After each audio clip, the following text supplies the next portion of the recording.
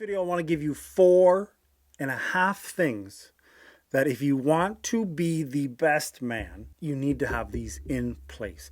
And this is coming from a place where I'm far from saying I am that best man, but these 4.5 things have put me in the position where I can really see the trajectory. I can see the path ahead as to this will help make it happen. Now, the first thing that you need to have is you need to have a mentor. Fortunately for me, this may not be the same for you, but fortunately for me, I have a father that I can look up to, somebody that I can go to with questions, somebody that I can bounce ideas off of, somebody who is far from perfect, but does their best to guide his children, does his best to make sure that his errors, his wins, his mistakes, all of basically life, he can condense and share and say, listen, this is where I screwed up. Don't do it yourself. Or this is what I tried and this worked. Maybe you want to try it. Now, and I know that I am in a fortunate situation where I am very close with my family. If you don't have a male role model to look up to, find one. They don't even have to know that they're a role model. You could pick an athlete, but what I would caution is that you look at somebody or you look up to someone who's not a hero. The idea for me is that, I'm not saying my father's not a fucking hero, but when you have somebody on a pedestal and you believe that they are perfect, that they do everything right, it's very easy for you to be disheartened when they make a misstep. So just make sure that you don't idolize them so much, you put them on a pedestal that they're not human. Make it somebody that you look up to, that you strive to be similar to, but also know that they have flaws. The next thing that you need in order to be a good man, you need a solid couple of friends. I'm not talking about a couple hundred friends. You guys use Facebook? I'm not talking about a couple hundred friends on Facebook, on Snapchat. I'm not talking about thousands of followers on Instagram. Those aren't your friends. I think it was Joey Diaz, an Italian comedian, who said, give me 3 motherfuckers. Because you don't need 20 friends. You just need 3 motherfuckers and you can take over a country. Okay, that's what we're confused as Americans. We think we need all these motherfuckers.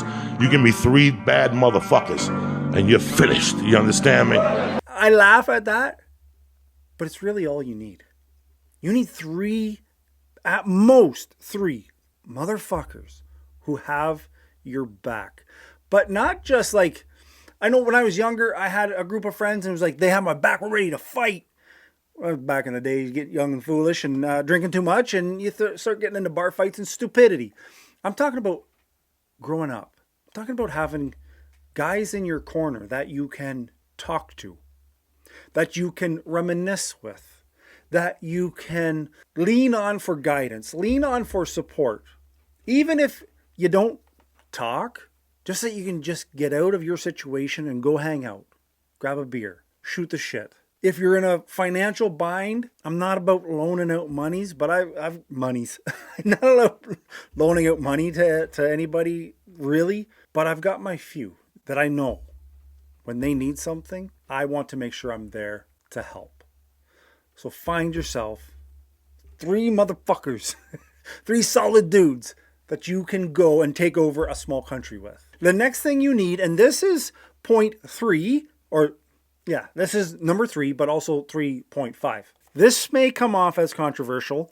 Get yourself a solid girl. Get yourself a guy if that's what you're into. I don't give a shit. Get yourself, in my case, speaking from my experience, a solid girl. What that's going to do is you need somebody who's not a fucking on OnlyFans. I don't care. Yeah, make your money, shake your booty, do whatever you want. It's not someone that I would say bring home to mother. Don't go for these superficial women who are looking for money, who are, have this great criteria of the expectations of a man, yet don't have the same criteria or a similar criteria for the expectations of them as a partner. Find yourself someone who you can rely on, who you find attractive. Find someone who is there for you. You don't want to be testing these people, so to speak, but if shit happens, Are they with you through that shit? I was fortunate enough to find a spouse, find a girl who was with me through my stupid phases in life. And the point five is to have a family. What that means is, doesn't mean you have to have kids. It means you take or you have that girl, that spouse, and you make yourselves a unit of one. Make, whether you have a family, you get kids, a dog, a fucking goldfish, when the two of you are together, you are way more powerful. You can be way more successful working with each other than trying to do it on your own. So that's why it's a 0.5, because your families are many things these days, but find yourself somebody to roll through life with. That changes everything. Now, here's one, and I really debated putting it on here because it's kind of like a me thing, but then I changed the perspective. I like going for drives by myself in my old truck. I like going fishing, whether that be with people or by myself. I enjoy I don't want to catch fish, but I enjoy the idea. I enjoy the time of quiet. And what this means to you is find a hobby, find a space, find something where you can have time to be by yourself. You can have time to sort through all the bullshit that goes on in our day, in our minds.